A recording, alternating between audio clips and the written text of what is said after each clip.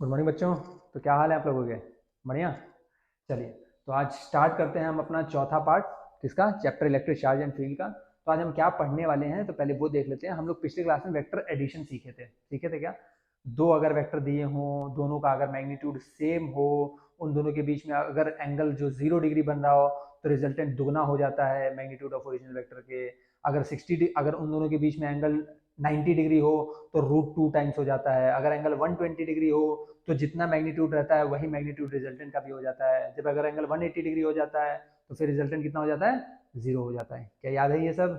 चलिए, तो आज उसी पे हम लोग कुछ क्या करेंगे, सवाल करेंगे और फिर हम देखेंगे जो टॉपिक हम कवर कर सकते हैं तो हम उसको भी आगे क्या करेंगे, कवर करने की कोशिश पूरी करेंगे। ठीक है, तो चलिए, सवाल आपके पास कुछ ऐसा दिया हुआ है कि एक सर्कुलर ऐसे ट्रैक दिया हुआ है जिसपे 4 चार्जेस ऐसे रखे हुए हैं, चार के चारों सेम पोलैरिटी के हैं। अगर कोई भी चार्ज पे साइन नहीं रखा है इसका मतलब वो पॉजिटिव चार्ज है। ठीक है, कहीं पे भी चार्ज पे अगर साइन नहीं रखा है तो that is positive charge. Clear? तो ये सारे के सारे पॉजिटिव चार्ज है। फाइंड फोर्स ऑन -Q0, कह रहा है कि इस पर्टिकुलर चार्ज पे बताइए कितना फोर्स होगा।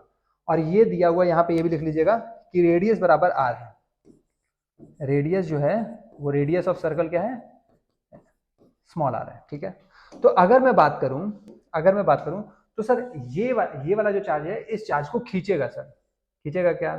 हाँ सर। कितने फोर्स है सर? मान लेते हैं F फोर्स है। ये F की वैल्यू क्या होगी सर? तो F की वैल्यू होगी सर के, मैग्नीट्यूड देख रहा हूं, मैग्नीट्यूड के Q0 बाई आर स्क्वायर। ये वाला भी चार्ज इसको खींचेगा सर। कितने फोर्स है सर? ये भी F फोर्स है। क्यों? क्योंकि अभी भी चार्ज सेम है और डिस्टेंस भी सेम है। ये वाला भी चार्ज इसको क्या करेगा, खींचेगा सर। कितने फोर्स है? सेम फोर्स है, F फोर्स है। ये वाला भी चार्ज क्या करेगा, इसको खींचेगा सर। कितने फोर्स से? F फोर्स है। तो मिला जुला के हम कह सकते हैं सर कि अगर नेट फोर्स हमें देखना है तो नेट फोर्स में हमें साफ पता चल रहा है कि ये F इस F को खा जाएगा और ये वाला F इस F को खा जाएगा। देयरफॉर हम कह सकते हैं कि F नेट जो होगा वो कितना होगा, 0 होगा। बोलिए, क्लियर है क्या?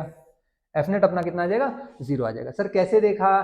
सर इन दोनों के बीच में कितना है रिजल्टेंट? सर एंगल अगर देखा जाए तो 180 डिग्री है, मैग्नीट्यूड सेम है तो रिजल्टेंट कितना देगा, 0 डिग्री, सॉरी 0 आ जाएगा। इन दोनों को देखा जाए तो मैग्नीट्यूड सेम है, एंगल कितना है 180 डिग्री, तो रिजल्टेंट कितना देगा सर, 0 आ जाएगा। तो जब भी अगर दो फोर्स हैं या दो कोई भी वेक्टर क्वांटिटी है, इक्वल इन मैग्नीट्यूड है एंड अपोजिट इन डायरेक्शन है, तो वो दोनों हमेशा एक दूसरे को क्या करेंगे, खा जाएंगे। क्यों? क्योंकि इन दोनों का जब भी एडिशन करेंगे तो वो क्या आएगा, 0 आएगा। क्लियर? चलिए स्क्रीनशॉट लीजिए इसका जल्दी, आगे बढ़े। अगला सवाल हमारा कुछ ऐसे है, कह रहा है क्या फिर से कि find net force on Q0। Sir इस बार ये Q0 दिया है, कोई चार्ज इस पे वो नहीं दिया हुआ पोलैरिटी, तो ये भी पॉजिटिव होगा। ठीक है, अच्छा दिया हुआ है क्या, ये दिया हुआ है कि रेगुलर हेक्सागन है। रेगुलर हेक्सागन है, क्या है, रेगुलर हेक्सागन है। सर ये रेगुलर हेक्सागन मतलब क्या होता है? मतलब सारे साइड्स क्या है सर, ए है। आई क्या बात समझ में? रेगुलर मतलब जो एकदम सिमेट्रिक हो, जो एकदम सिमेट्रिक हो, सारे साइड्स क्या होंगे सर, एक जैसे होंगे, सारे एंगल्स क्या होंगे सर, एक जैसे। आ रहा है क्या बात समझ में?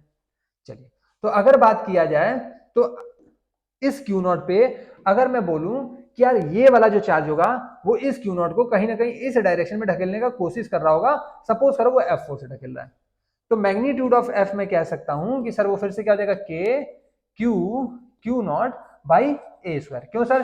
क्योंकि इनके बीच की अगर मैं दूरी का बात करूं तो वो भी क्या होगा सर, ए होगा। ठीक है, ये रेगुलर हेक्सागन की प्रॉपर्टी है। ठीक है, कि साथ जितने भी साइड हैं सारे साइड बराबर होंगे और ये वाले भी जो साइड्स होते हैं जो सेंटर को कनेक्ट करते हैं वो भी क्या होते हैं, बराबर होते हैं। अच्छा, तो अगर मैं बोलूं कि सर ये वाला चार्ज इसको क्या करेगा, तो ये वाला चार्ज भी इसको यहाँ पे धक्का देगा। ये भी कितने फोर्स है, F फोर्स है। क्यों? क्योंकि चार्जेस अभी भी दोनों केस में देखें तो Q0 है और साइड अभी भी क्या है, A है। उसी तरह ये दोनों भी Q0 है, इनके बीच में भी साइड कितना A है, तो ये भी चार्ज इसको क्या करेगा, धक्का देगा। किस डायरेक्शन में, इस डायरेक्शन में। ये इसको धक्का देगा किस डायरेक्शन में, इस डायरेक्शन में। क्लियर? ये इसको धक्का देगा किस डायरेक्शन में, इस डायरेक्शन में। ये इसको धक्का देगा किस डायरेक्शन में, इस डायरेक्शन में। आया क्या? तो क्या आपको नेट फोर्स कुछ दिख रहा है? सर हमें तो साफ साफ दिख रहा है कि ये वाला जो F है वो इस F को खा जाएगा, ये वाला F जो है वो इस F को खा जाएगा और ये वाला जो F है वो इस वाले F को खा जाएगा। सब एक दूसरे को खा रहे हैं क्योंकि सारे कैसे हैं, 180 डिग्री में आ रहे हैं। ये इसका 180 डिग्री है तो ये 0 कर दिया, ये इसका 180 डिग्री है, ये 0 हो गया, ये इसको 180 डिग्री करके इसको खा गया। तो यानी कि मैं कह सकता हूं देयरफॉर F नेट कितना आ रहा है, तो एफ नेट हमारा सर इसमें भी क्या आ रहा है, 0 आ रहा है। बोलिए क्लियर या नहीं? यानी कि क्या कहना चाहते हैं सर, ध्यान से देखा जाए अगर इस फिगर को और ध्यान से देखा जाए इस फिगर को, क्या दोनों फिगर में कुछ सिमिलरिटी दिख रही है? अगर मैं इस सेंटर को देखूं, इस सेंटर को, तो इस सेंटर को अगर मैं ऐसे ऐसे काट दूं, ध्यान से देखिएगा, मैं ऐसे काट दिया तो जैसा इस साइड फिगर है वैसा ही इस साइड फिगर है, या फिर मैं सेंटर को ऐसे काट दिया तो जैसा ऊपर की ओर फिगर है वैसा ही नीचे की ओर फिगर है। यानी कि ये कहीं ना कहीं कैसा है सर, सिमेट्रिक फिगर है। कैसा है? सिमेट्रिक फिगर है। यानी कि चार्जेस का जो डिस्ट्रीब्यूशन है सर वो सिमेट्रिक है, वो इस फिगर को क्या कर रहा है, सिमेट्रिक बना रहा है। कैसे सर? इसमें फिर से देखिए, अगर मैं इसमें बात करूं, सपोज कीजिए मैंने इसको ऐसे ऐसे काट दिया, तो सर जितना चार्ज ऊपर है, जिस कह सकते हैं डायमेंशन में है, उसी डायमेंशन में नीचे भी है। क्यों? क्योंकि फिर यहां से हम कह सकते हैं सर कि ये भी हमारा फिगर कैसा है, सिमेट्रिक है। तो जब भी सिमेट्रिक फिगर आएगा सर, आप ऐसे काट दीजिए तो भी देखिए जैसा फिगर इस साइड दिखेगा वैसे ही फिगर इस साइड दिखेगा, ऐसे काट दीजिए, ठीक है? आपकी मर्जी, आपको काटना है आप ऐसे आधा आधा काट दीजिए, फिर भी आपको दोनों फिगर क्या दिखेगा, सिमेट्रिक। सर हमेशा सेंटर से काट रहे हैं, हमेशा कैसे काट रहे हैं, सेंटर से काट रहे हैं, कभी ऐसे काट रहे हैं, कभी ऐसे काट रहे हैं, कभी ऐसे काट रहे हैं। यानी कि हर एक फिगर जो मेरा है, ये पिछला वाला और ये वाला, ये कैसे है, ये सेंटर से सिमेट्रिक है। अगर इनको सेंटर से देखा जाए तो कैसे है, सिमेट्रिक है। और जब भी सेंटर पे फोर्स निकालना आ रहा है तो कितना आ रहा है, 0 आ रहा है। यानी कि हम कह सकते हैं कि फोर्स, नोट करके इसको लिख लीजिएगा, note, force at centre of symmetry, force at centre of symmetry is equal to 0 always. आया क्या बात समझ में? सेंटर ऑफ सिमेट्री पे अगर कोई फोर्स का बात करे तो वो हमेशा 0 होगा, हमेशा 0 होगा। सर यहाँ पे चार्ज चाहे आप पॉजिटिव रख दीजिए बीच में, चाहे यहाँ पे आप नेगेटिव चार्ज रख दीजिए, उससे कोई मतलब नहीं, उससे कोई मतलब नहीं है, ठीक है? Charges at centre may be, charge at centre, charge at centre may be of any polarity, of any polarity। Sir किसी भी पोलैरिटी का चार्ज आप सेंटर पर रख दीजिए, पॉजिटिव रखिए चाहे नेगेटिव रखिए, उससे कोई मतलब नहीं। क्लियर? स्क्रीनशॉट लीजिए इसका जल्दी, आगे बढ़ते हैं। सर ये भी अगर फिगर देखा जाए तो ये भी सिमेट्रिक है। अगर इसको भी सेंटर से काट दिया जाए, जैसा इधर वैसा इधर, अगर इसको ऐसे सेंटर से काट दिया जाए तो जैसा इधर वैसा इधर, तो कहीं ना कहीं ये भी क्या है सर, सिमेट्रिक फिगर है। अगर ये भी सिमेट्रिक फिगर है, since force at centre of symmetry is equal to 0, therefore F on Q naught will be कितना, 0। ठीक है? आप इसको क्या करेंगे, आप इसको एक बार अपने से निकालने की कोशिश करेंगे। अगर आ जाता है तो अच्छी बात है, नहीं आता है तो हम बताएंगे। क्लियर? इसमें लगेगा क्या, वेक्टर रिजोल्यूशन। वेक्टर को आपको रिजॉल्व करना होगा। सर वेक्टर को रिजॉल्व करते कैसे हैं, तो जरा वेक्टर रिजोल्यूशन भी देख लिया जाए। यहीं पे मैं आपको बता देता हूं ताकि आपको थोड़ा सा आसानी हो जाए। ठीक है? देखिए, वेक्टर रिजोल्यूशन, ध्यान से देखिएगा। मैं क्या कह रहा हूं, सपोज कीजिए मेरे पास एक वेक्टर है, ठीक है? सपोज कीजिए ये वेक्टर ए है, ठीक है? ये थीटा है। तो अगर मैं बात करूं सर ये वेक्टर ए है, अब मेरे को एक कंपोनेंट ये चाहिए, एक कंपोनेंट ये चाहिए। अगर मेरे को ये चाहिए तो सर कहीं ना कहीं हमने पढ़ा cos theta is equal to base by hypotenuse होता है। cos थीटा क्या होता है, बेस बाय हाइपोटेनस। तो cos थीटा लगाएंगे तो ये वाला आ जाएगा बेस। तो हम कह सकते हैं cos theta, since cos theta is equal to base by hypotenuse, इसका नाम दे देते हैं सर पी क्यू आर। तो बेस कितना है सर, बेस है पी आर। हाइपोटेनस कितना है सर, हाइपोटेनस है पी क्यू। देयरफॉर आप कह सकते हैं कि पी आर की वैल्यू जो होगी, पी आर की वैल्यू, ये पी क्यू इधर भेज दीजिए सर, तो पी क्यू कॉस थीटा होगा, पी क्यू कॉस थीटा होगा। सर पी क्यू का बात करें तो ये वेक्टर ए है, तो ये कितना हो जाएगा, वेक्टर ए कॉस थीटा। बोलिए बात समझ में आया? यानी कि अगर ये वेक्टर ए है तो ये क्या हो जाएगा, वेक्टर ए कॉस थीटा हो जाएगा। अगर ये वेक्टर ए है तो ये क्या हो जाएगा, वेक्टर ए कॉस थीटा हो जाएगा। यानी वेक्टर ए का बेस वाला कंपोनेंट हमेशा क्या होता है, vector A cos theta. Vector का बेस वाला कंपोनेंट हमेशा क्या होता है, vector A cos theta. Sir अगर ये वाला चाहिए क्यू आर तो क्या करें sir, sine theta perpendicular by hypotenuse होता है तो साइन थीटा लगा दो, since sine theta is equal to perpendicular by hypotenuse, perpendicular का बात करें तो क्या है क्यू आर, हाइपोटेनस की बात करें तो क्या है sir P Q, Q R की बात करें तो नहीं पता सर, पी क्यू का बात करें तो कितना है सर वेक्टर ए है, तो यहां से आप कह सकते हैं therefore Q R is equal to vector A sine theta. आया क्या बात समझ में? यानी कि अगर ये आपको वेक्टर ए दिया हुआ है तो आप कह सकते हैं कि सर वेक्टर ए से जो बेस वाला कंपोनेंट होता है ये हमेशा क्या बनेगा, ये वेक्टर ए कॉस थीटा बन जाएगा, और अगर ये वाला कंपोनेंट कोई परपेंडिकुलर वाला पूछे तो ये क्या बन जाएगा, वेक्टर ए साइन थीटा बन जाएगा। बोलिए आया क्या बात समझ में? हमेशा वेक्टर ए का रिजॉल्व करेंगे तो बेस वाला component vector A cos theta और परपेंडिकुलर वाला कंपोनेंट क्या आ जाएगा, वेक्टर ए साइन थीटा हो जाएगा। स्क्रीनशॉट ले लीजिए इसका जल्दी, ले लिया क्या? चलिए आगे बढ़ते हैं। सेंट्रॉइड ऑफ इक्विलेटरल ट्रायंगल, ये फिर से सेंट्रॉइड दिया है, याद कीजिए पिछले क्लास में हम लोगों ने सेंट्रॉइड के बारे में डिस्कस किया था कि सेंट्रॉइड जो होता है वो पॉइंट होता है जो कि ये 2:1 रेशियो में बढ़ता है, 2:1 रेशियो में। अगर पूरे हाइट का बात करें तो a √3/2 होता है, अगर इस हाइट का बात करें तो कितना होता है, a/√3 होता है, अगर इसका बात करें तो a/2√3 होता है। पढ़े हैं, बहुत अच्छे। Find the force on charge q placed at corner, sir इस पर्टिकुलर चार्ज पे बताना है कि कितना फोर्स लग रहा होगा। अगर मैं इस पे पूछता तो कितना चार्ज लगता, सर देखना पड़ता, सर ये इसको खींचेगा इधर, ये इसको खींचेगा इधर, ये इसको खींचेगा इधर, जो ये इसको F4 से खींचेगा, ये इसको F4 से खींचेगा, इन दोनों के बीच में एंगल 120 डिग्री बनेगा, तो इसका नेट फोर्स F नीचे की ओर आ जाएगा, और ये इसको F4 से ऊपर खींचेगा तो F दोनों कट जाएगा, यानी कि नेट फोर्स क्या आएगा, 0 आएगा। सर क्यों 0 आएगा? क्योंकि ये कैसा फिगर है, सिमेट्रिक फिगर है। सर काट दो इसको ऐसे, तो जो यहाँ दिखेगा भाई यहाँ दिखेगा। आएगा बात में? सर काट दो इसको ऐसे, जो यहाँ दिखेगा भाई यहाँ दिखेगा, तो सेंटर ऑफ सिमेट्री पे फोर्स क्या आना चाहिए, 0।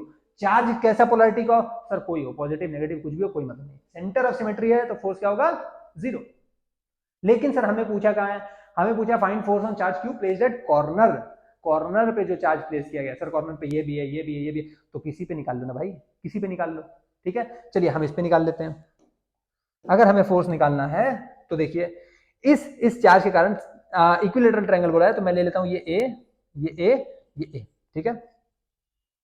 इस चार्ज के कारण इस पे एक फोर्स लग रहा होगा जो कि इसको धक्का दे रहा होगा, सपोज करते हैं वो कितना एफ है, तो एफ हो कितना जाएगा, एफ हो जाएगा के क्यू भाई ए स्क्वायर, ठीक है।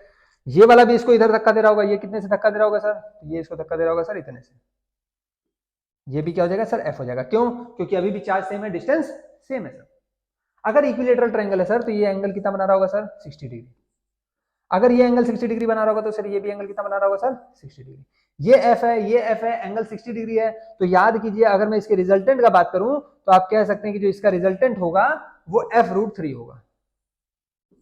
बोलिए ये हो जाएगा सर F√3 होगा क्या? क्यों सर, एफ है और एंगल कितना है, 60 डिग्री है, तो याद करिए कि ए था तो कितना बनना था, √3a बनना था, तो एफ है वेक्टर, तो क्या बन जाएगा रिजल्टेंट, F√3 बन जाएगा। सर इन दोनों का तो रिजल्टेंट F√3 आ गया, ठीक है। ये वाला चार्ज इसको क्या कर रहा होगा, खींच रहा होगा सर। कितने फोर्स से खींच रहा होगा, तो देखते हैं कितने फोर्स से खींच रहा होगा। सर ये इसको इधर खींच रहा होगा, ये हमें नहीं पता सर, तो हम निकाल लेते हैं सर, मान लेते हैं F' है, मान लेते हैं F' है, तो F' जो होगा वो कितना होगा sir, K Q naught by, sir यहाँ पे दूरी क्या है सर, यहाँ पे दूरी का अगर बात करें सर, अगर दूरी का बात करें तो ये कितना हो जाएगा, ये वाला दूरी कितना होता है, a/√3 का स्क्वायर, यानी कि ये क्यू नॉट, चलो कोई बात नहीं, तो ये हो जाएगा sir K Q naught by, ये हो जाएगा a²/3, ये थ्री ऊपर भेज दीजिए सर, तो ये हो जाएगा 3k Q naught by a²। Clear?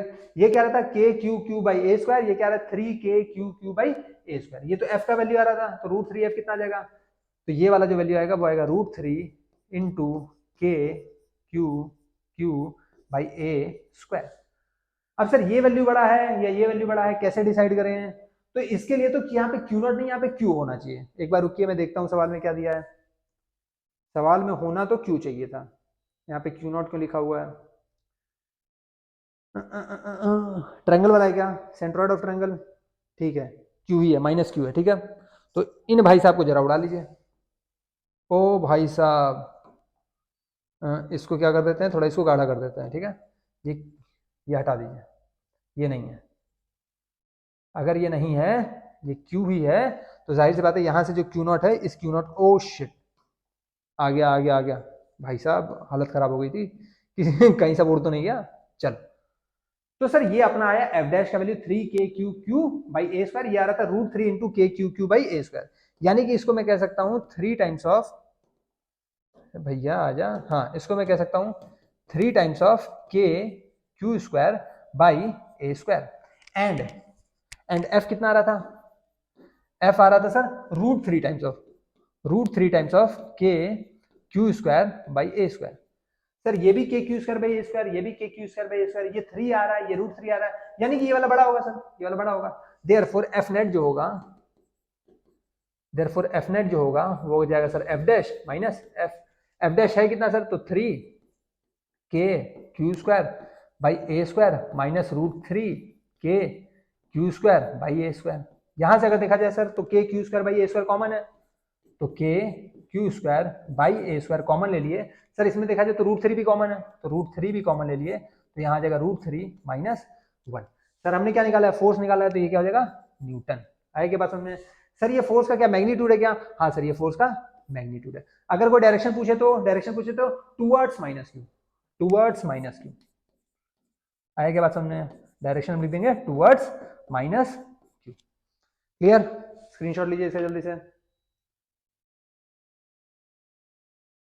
लिख लिया, आगे बढ़े। चलिए अगला सवाल देखते हैं। सेम वही सवाल फिर से आ गया सर, ठीक है।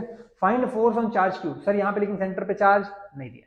Find force on charge Q placed at corner, sir कोई भी कॉर्नर पे जो चार्ज प्लेस किया गया उस पर हमें क्या निकालना है, फोर्स निकालना है।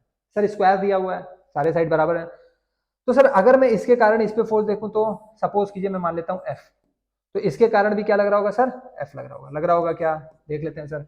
एफ की वैल्यू क्या आएगी, एफ की वैल्यू आएगी sir Q by L square, तो जगह Q square by L square. तो ये एफ तो इनका रिजल्टेंट कितना आ जाएगा सर, इनका रिजल्टेंट जो होगा वो आएगा f√2। बोलिए आएगा क्या सर, ए था, एंगल कितना है, एंगल 90 डिग्री है, तो जैसे पता रिजल्टेंट कितना आ जाएगा सर, रिजल्टेंट आ जाएगा a√2, ए यहाँ पे क्या है, f है, तो f√2 आ जाएगा सर। इसके कारण चार्ज देख लिए, इसके कारण चार्ज देख लिए, इसके कारण चार्ज अभी देखना है सर। ये भी इसको क्या कर रहा होगा, धक्का दे रहा होगा, क्योंकि सेम पोलैरिटी का चार्ज है। अब ये जो धक्का दे रहा होगा, इसको जरा ध्यान से देखिएगा, ये डिस्टेंस कितना होगा पहले तो ये देखना पड़ेगा, क्योंकि ये डिस्टेंस क्या है, थोड़ा सा अलग है। ये डिस्टेंस कितना है सर, L√2 है। कैसे पता सर, भैया मेरे पाइथागोरस थ्योरम लगा लेना, ठीक है। रूट के अंदर L square plus L square, यानी कि रूट के अंदर 2L स्क्वायर, तो √2L आ जाएगा, ठीक है। ये भी इसको धक्का दे रहा होगा, अगर ये इसको धक्का दे रहा होगा तो कितने फोर्स से दे रहा होगा, तो सर ये इसको धक्का दे रहा होगा F डैश फोर्स से दे रहा होगा, हमें नहीं पता, तो हम कह सकते हैं कि जो F डैश है वो कितना हो जाएगा, क्यू बाई ए अपना कितना है इस बार, L√2 है, तो इसका स्क्वायर कर देंगे, तो आ जाएगा Q square by L square into 2, तो हो जाएगा 1/2 Q square by L square, ठीक है। एफ डैश आ रहा है, एफ आ रहा है, दो के दोनों सेम डायरेक्शन में आ रहे हैं, तो दोनों क्या हो जाएंगे, ऐड हो जाएंगे। क्यों, क्योंकि एंगल दोनों के बीच में क्या है सर, दोनों के बीच में 0 डिग्री है, अगर 0 डिग्री है तो वेक्टर एडिशन नॉर्मल हो जाएगा, ठीक है। चलिए अगर हमें इन्हें वेक्टर को ऐड करना है तो हम क्या देंगे, therefore F net is equal to, sir ये एफ प्लस एफ डैश, अगर f का बात, सॉरी √2f ना, √2f, ठीक है, √2f प्लस एफ डैश, तो ये कितना हो जाएगा, √2 Q square by L square, plus अगर एफ डैश का बात करें तो ये क्या हो जाएगा सर, ये हो जाएगा 1/2 Q square by L square. तो यहाँ पे अगर sir Q square by L square अगर कॉमन ले लिया जाए तो ब्रैकेट के अंदर आ जाएगा √2 प्लस 1/2। इसको अगर फर्दर सिंप्लीफाई किया जाए तो ये हो जाएगा Q square by L square, तो ये हो जाएगा 2√2 प्लस 1/2, कितना, न्यूटन, ठीक है। सर डायरेक्शन क्या लिखेंगे, ये तो मैग्नीट्यूड आया, हाँ सर ये क्या है, मैग्नीट्यूड है, तो डायरेक्शन क्या लिखेंगे, डायरेक्शन लिखेंगे अवे फ्रॉम द, हाँ अवे फ्रॉम द स्क्वायर, ठीक है, अवे फ्रॉम द स्क्वायर लिख दें, हाँ अवे फ्रॉम द चार्जेस लिख दो, away from the charges, direction क्या है, अवे फ्रॉम चार्जेस, चार्जेस से अवे जा रहा है सर, दूर जा रहा है, clear, away from charges, charges से कैसा जा रहा है सर, दूर जा रहा है। ठीक है, चलिए स्क्रीनशॉट लीजिए इसे जल्दी से, देख लिया क्या? चलिए आगे बढ़ते हैं, अगला सवाल। अगला सवाल हमारा कुछ ऐसा है, ये क्या कह रहा है sir, find force on charge Q naught radius of circle R. इस पे हमें क्या बताना है, नेट फोर्स बताना है। सर अगर इसको ऐसे काट दिया जाए तो सर सिमेट्रिक नहीं है, सिमेट्रिक होता तो कितना हो जाता सर, जीरो, कुछ सोचना ही नहीं था। सर इसको ऐसे काट दे तो भी सिमेट्रिक है क्या? सर ऐसे तो सिमेट्रिक दिख रहा है, सिमेट्रिक दिख रहा है क्या? हाँ सर, जैसा ये दिख रहा है वैसा ये दिख रहा है, इसका मतलब क्या, इस पर क्या चार्ज आना चाहिए, इस पर फोर्स जीरो आना चाहिए क्या? सर ऐसे काट के देखना है, ऐसे ऐसे सेंटर से काट दिया, इसको ऐसे काट दिया तो सर जैसा ही है वैसा ही है। अरे मेरे भाई, अरे मेरे भाई, जब इसको ऐसे काटोगे तो सिमेट्रिक यानी कि क्या सर, जैसा ऊपर है ये जो चार्जेस हैं, ये जो चार्जेस, सिर्फ फिगर नहीं, ये जो चार्जेस हैं, चार्जेस भी सिमेट्रिकली प्लेस्ड होने चाहिए, चार्जेस भी सिमेट्रिकली प्लेस्ड होने चाहिए। सर अगर मैं ऐसे काट दिया तो जैसा ऊपर दिख रहा है वैसा ही नीचे दिख रहा है, तो ये तो हो गया सिमेट्रिक फिगर। अच्छा अगर ऐसे काट दिया तो सर अब नहीं है, अब तो सिमेट्रिक फिगर नहीं है। अरे मेरे भाई, अगर सिमेट्रिक फिगर होता तो सेंटर से चाहे जैसे भी काटो, चार्जेस का डिस्ट्रीब्यूशन हमेशा सिमेट्रिक दिखेगा। ध्यान दे लेना सर, सिमेट्रिक फिगर, सर्कल तो सिमेट्रिक होता ही है, सर्कल तो सिमेट्रिक होता है, आप कहीं से भी ऐसे काट के देख लो, ऐसे काट के देख लो, वो तो सिमेट्रिक ही दिखेगा अगर सेंटर से काट रहे हो तो। बट हम बात किसका कर रहे हैं, हम चार्जेस का बात कर रहे हैं। अगर चार्जेस का बात कर रहे हैं तो अगर आप ऐसे काट के देख रहे हो सिमेट्रिक है, तो आपको ऐसे काट के भी देखना पड़ेगा, वो भी सिमेट्रिक होना चाहिए। आपको ऐसे काट के भी देखना पड़ेगा, सिमेट्रिक होना चाहिए। अगर हर जगह से सिमेट्रिक आ रहा है तभी हम उसको क्या कहेंगे, सिमेट्रिक फिगर कहेंगे। बट यहाँ पे ऐसा नहीं है, अगर यहाँ पे ऐसा नहीं है तो सेंटर ऑफ सिमेट्री का फॉर्मूला गोल, तो सीधा मत लिख के चले जाना सर हमने तो ऐसे काट के देख लिया, ये तो सर सेंटर ऑफ सिमेट्री है तो 4 0 होगा। अरे भैया, किसी ने अगर ऐसे काटा होता तो मिलता क्या सिमेट्रिक, गोल हो जाते हैं। ठीक है, तो ध्यान से देख लीजिएगा, हमेशा चार्जेस का सिमेट्रिक देखना है कि चार्जेस सिमेट्रिक हैं कि नहीं है। एक सेकंड रुकना, देखो रिकॉर्डिंग तो हो रहा है।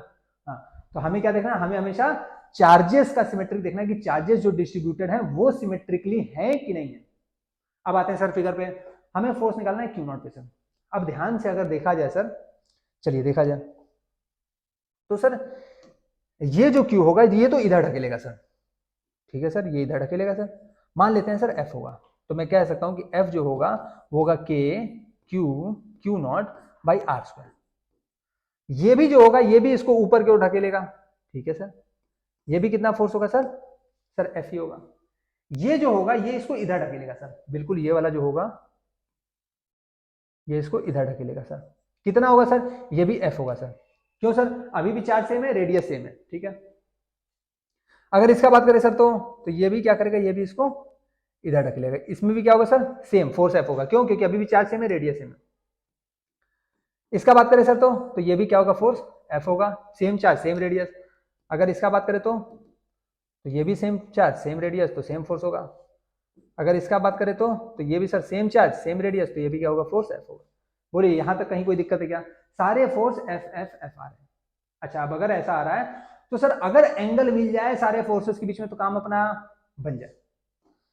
उससे पहले देखा जाए, अगर मैं कहूं कि सर ये वाला जो फोर्स है इस वाले फोर्स को खा जाएगा तो मैं गलत नहीं हूं, क्योंकि ये दोनों 180 डिग्री पे हैं, रिजल्टेंट जीरो। अब बात किया जाए सर कि एंगल मिल जाए तो काम बन जाए। एंगल सर अगर हमें ये वाला एंगल मिल जाए या ये मिल जाए या ये मिल जाए तो काम बन जाए। अब सर आपने क्या किया, हाफ सर्कल में 1 2 3 4 5 ऐसे चार्जेस रखे हैं। कितना सेक्शन आपने बनाया सर, तो 1 2 3 4 5 6, आपने टोटल कितना बनाया, 6 सेक्शन बनाया, ठीक है। ये चार्जेस कैसे प्लेस हैं, तो चार्जेस सिमेट्रिक ये हैं, यूनिफॉर्मली प्लेस्ड हैं, ठीक है। चार्जेस जो हैं लिख देता हूं मैं यहाँ पे, चार्जेस, वरना कहेंगे कि आपने ऐसा कैसे कर दिया। Charges are uniformly placed, uniformly placed, ठीक है। तो देखा जाए यहाँ पे सर कितने सेक्शन बन रहे हैं, तो 1 2 3 4 5 6। सर टोटल एंगल अगर देखा जाए तो 180 डिग्री है, 6 सेक्शन में बना रहे हैं तो 6 सेक्शन की वैल्यू 180 डिग्री, तो एक सेक्शन की वैल्यू 30 डिग्री।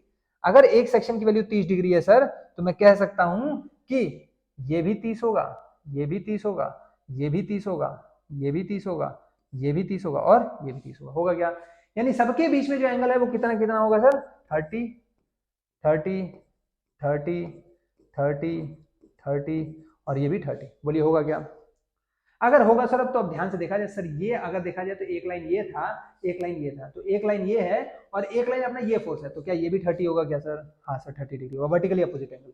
दिख रहा है क्या? ये वाला लाइन एक ऐसे जा रहा है, ये वाला एक लाइन ऐसे जा रहा है, तो क्रॉस बन रहा है क्या? ये और ये। तो सर जो एंगल ये होगा वही एंगल ये होगा 30। उसी तरह जो एंगल ये होगा वही एंगल ये होगा 30। जो एंगल ये होगा वही एंगल ये होगा, जो एंगल ये होगा वही एंगल ये होगा, जो एंगल ये होगा वही एंगल ये होगा। तो इन सब के भी बीच में एंगल कितना आ गया? 30 30 30। ठीक है, ये भी कितना आ गया सर? 30। ये भी कितना आ गया? 30। ये भी कितना आ गया? 30।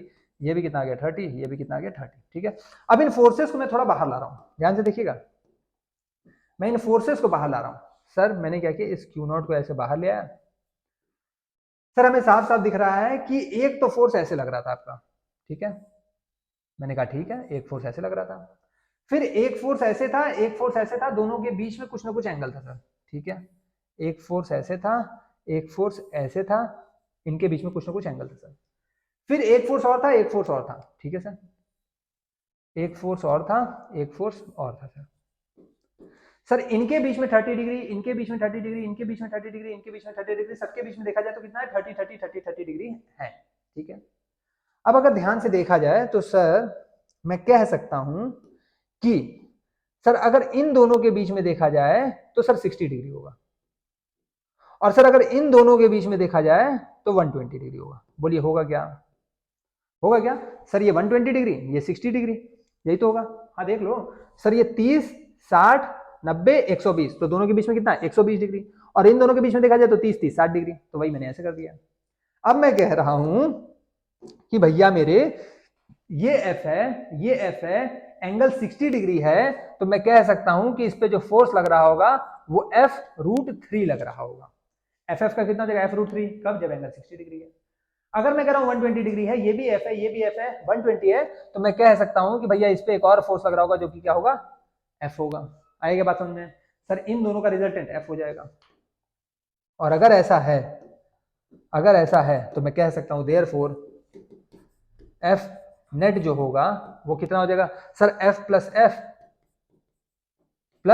√3f, यानी कि क्या हो जाएगा सर? 2f प्लस √3f, यानी कि कितना हो जाएगा सर? 2 plus √3f। बोलिए कह सकता हूं क्या? और अगर ऐसा है 2 प्लस √3f है, तो जाहिर सी बात है मैं कह सकता हूं कि कितना हो जाएगा? तो इज इक्वल टू हो जाएगा 2 प्लस √3, एफ की वैल्यू निकालें sir, K Q Q naught, K Q Q naught by R square. तो यही हमारा क्या हो जाएगा सर? एफ नेट का फोर्स हो जाएगा। सर ये क्या मैग्नीट्यूड है? हाँ ये सिर्फ और सिर्फ क्या है? मैग्नीट्यूड है। आए क्या बात समझ में? सर डायरेक्शन क्या होगा? Direction towards right. डायरेक्शन क्या होगा? Towards right. ठीक है, तो डायरेक्शन यही लिख दें, चलो यहां लिख देते हैं डायरेक्शन, चलो यही लिख देते हैं राइट। ठीक है, डायरेक्शन क्या हो जाएगा सर? Right word. आगे क्या बात समझ में? डायरेक्शन कहाँ है एफ नेट का sir? Right word. Clear? Screenshot लीजिए इससे जल्दी से, आगे बढ़े। अगला सवाल। सर ये भी कुछ वैसा ही है, हाँ कुछ तो वैसा ही है, लेकिन सर इस बार चार्जेस का डिस्ट्रीब्यूशन अलग अलग कर दिया। अगर चार्जेस सेम होते तो हम इसको काट देते, कहीं से भी काटते, कहीं से भी काटते। अगर चार्जेस सेम होते तो सिमेट्रिक होता, सेंटर ऑफ सिमेट्री पे फोर्स 0, लेकिन चार्जेस सेम नहीं है। अगर चार्जेस सेम नहीं है तो सेंटर ऑफ सिमेट्री नहीं है, तो सेंटर ऑफ सिमेट्री पे तो फोर्स 0 आएगा नहीं इस बार, क्योंकि सिमेट्री है ही नहीं है। यानी कि हमें कुछ ना कुछ दिमाग लगाना पड़ेगा।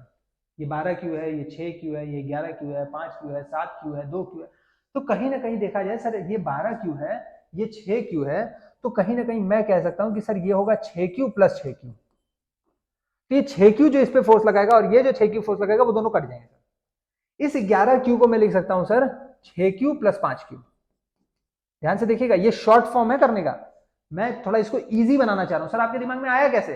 क्योंकि भैया अगर ये 6 क्यू है, मेरे दिमाग में चला कि सर अगर ये 6 क्यू है, अगर ये 6 क्यू होता तो इसका फोर्स और इसका फोर्स दोनों कट गए होते, तो मैंने इसको कहा यार 6 क्यू के टर्म्स में लिख दो, कट जाएंगे। इसको अगर देखा जाए तो मैंने कहा सर ये 5 क्यू है, ये 5 क्यू फोर्स से इसको खींचेगा, यहां भी अगर 5 क्यू होता तो ये 5 क्यू से खींचता, 5 क्यू वाला कट जाएगा, तो मैंने इसको 5 क्यू के टर्म्स में लिख दिया, 5 क्यू प्लस 6 क्यू। ठीक है, मैं इसको लिख सकता हूं 5 क्यू प्लस 6 क्यू। ठीक है, अगर बात किया जाए 10 क्यू वाला, तो 10 क्यू वाला सर जो खींच रहा होगा इसको, उसको क्या कर रहा होगा? ये 4 क्यू वाला खींच रहा होगा, तो इसको हम लिख सकते हैं 4 क्यू प्लस 6 क्यू। ठीक है, उसी तरह अगर 9 क्यू वाला देखा जाए तो 3 क्यू के साथ इसको है, तो इसको क्या कर सकते हैं सर? 3 Q plus 6 Q. ध्यान से देखना, 8 क्यू को क्या कर सकते हैं सर? 8 क्यू वाला 2 क्यू के साथ है, तो 2 क्यू प्लस 6 क्यू।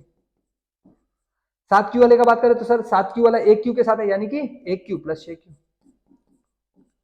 अब हमें साफ साफ दिख रहा है सर, देखिएगा साफ साफ हमें दिख रहा है कि इसका अगर 6 क्यू होता वो इसके 6 क्यू को खा गया होता, इसका 5 क्यू इसके 5 क्यू को खा गया होता है, इसका 4 क्यू इसके 4 क्यू को खा गया होता है, इसका 3 क्यू इसके 3 क्यू को खा गया होता है, इसका 2 क्यू इसके 2 क्यू को खा गया होता है, इसका 1 क्यू इसके 1 क्यू को खा गया होता है। यानी कि अगर मैं सिर्फ ये 6 Q 5 Q 4 Q 3 Q 2 Q 1 Q रख देता तो ये मेरा सिमेट्रिक फिगर बन जाता और सेंटर ऑफ सिमेट्री पे फोर्स 0 होता। बट हमारे पास कुछ एक्स्ट्रा बच रहे हैं। क्या एक्स्ट्रा बच रहे हैं? तो अब उन्हीं को हम देखते हैं बस खाली, ठीक है। अब उन्हीं को हम थोड़ा ऑब्जर्व करते हैं, ठीक है। चलिए तो भैया इनको थोड़ा ऊपर कर दिया जाए। हाँ, हमने कहा कि सर इसका जो है थोड़ा सा इसको नीचे ही कर दिया जाएगा।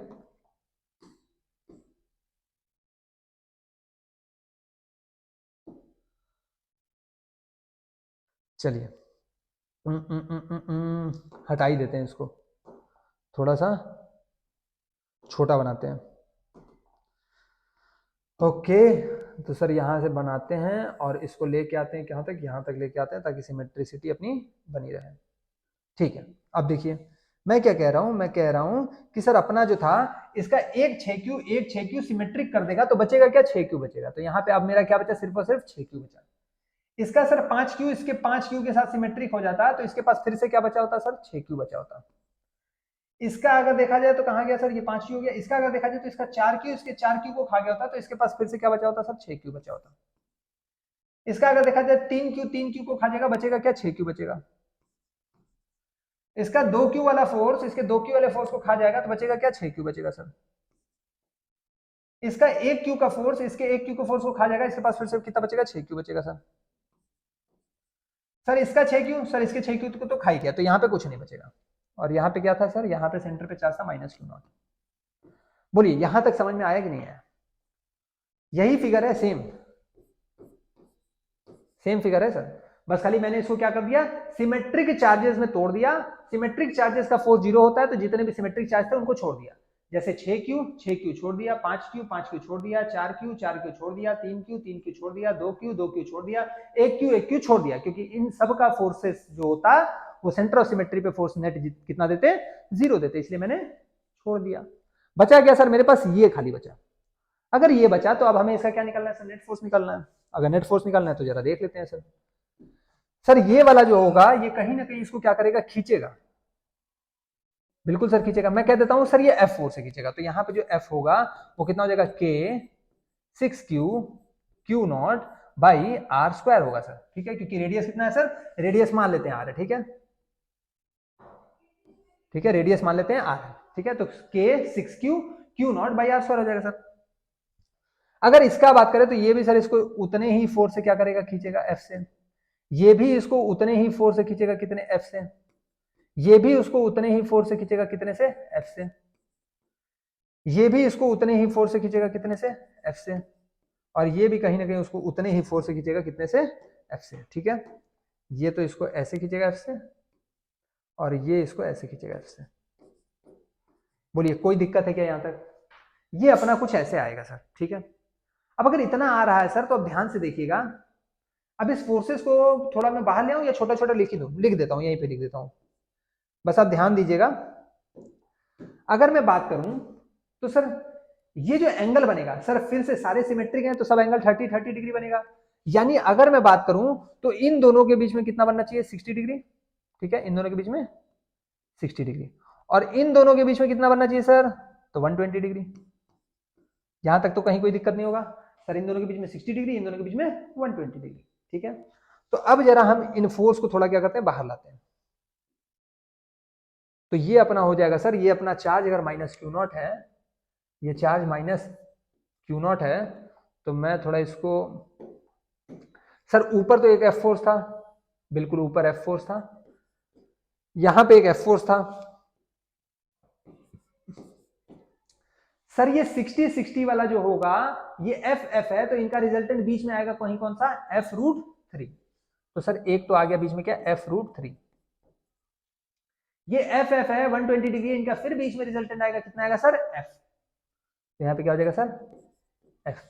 बोलिए यहां तक कहीं कोई दिक्कत है क्या? एक एफ पहले से ही था तो ये वाला एफ है, ये एफ ऊपर था तो ये एफ ऊपर है, इन दोनों का 60 60 का एफ रूट 3, 120 का एफ का कितना आ गया? एफ आ गया सर। तो अगर मैं यहां से देखूं तो यहां से मैं कह सकता हूं कि सर ये जो बनेगा ये बनेगा चार्ज, ये अपने चार्ज है माइनस क्यू नॉट, ये इस पे फोर्स इधर लग रहा है सर एफ, और ये इस पे इधर जो फोर्स लग रहा है सर वो कितना लग रहा है? 2 प्लस रूट 3 एफ। बोलिए क्या अपना इतना समझ में आया कि नहीं? Sir 2f plus root 3 F बनता, तो मैंने क्या कह दिया? 2 प्लस रूट 3 एफ कह दिया। बोलिए कोई दिक्कत? बताइए यहां तक कहीं कोई दिक्कत नहीं? अगर नहीं है तो आगे देखिए। सर हमारा जो फोर्स बना वो कितना बना? वो कुछ ऐसा बना कि चार्ज जो हमारा था वो माइनस क्यू नॉट था, यहां पे जो बन रहा था वो कितना बन रहा था? एफ बन रहा था, यहां पे जो बन रहा था वो कितना बन रहा था? 2 प्लस रूट 3 एफ बन रहा था। सर इन दोनों का अगर वेक्टर एडिशन करेंगे तो ये कितना है सर? ये तो 90 डिग्री है। लेकिन अगर ये दोनों सेम होते एफ एफ होते तो इनका रिजल्टेंट कितना होता है? एफ रूट 2 होता। लेकिन सर यहाँ पे अलग अलग है, अगर अलग अलग है तो याद कीजिए कि सर मैग्नीट्यूड ऑफ जो रिजल्टेंट होता है वो कितना होता है? सर रूट के अंदर मैग्नीट्यूड ऑफ ए का square plus magnitude of B का square plus 2 times of magnitude of A magnitude of B cos theta, यही होता है। बताइए। हाँ सर होता तो यही है, और अगर यही होता है तो हमें पता है कि हेयर थीटा यहाँ पे कितना है? ए और बी के बीच में क्या angle? Here theta is equal to 90 degree. Therefore cos 90 कितना होता है सर? cos 90 डिग्री कितना होता है सर? 0 होता है सर। तो ये वाला टर्म तो लिखने की जरूरत नहीं है। देयरफॉर मैं अगर रिजल्टेंट वेक्टर का मैग्नीट्यूड पूछूं तो आप कह सकते हैं रूट के अंदर f का स्क्वायर प्लस सर इसका 2 प्लस रूट 3 f का स्क्वायर। आए क्या बात समझ में सर? ये मेरा कुछ आएगा सर एफ स्क्वायर मैं एफ स्क्वायर अगर कॉमन ले लूं तो एफ बाहर आ जाएगा और ये हो जाएगा 1 प्लस 2 प्लस रूट 3 का स्क्वायर। अगर इसको फर्दर सॉल्व करूं तो ये कितना आ जाएगा?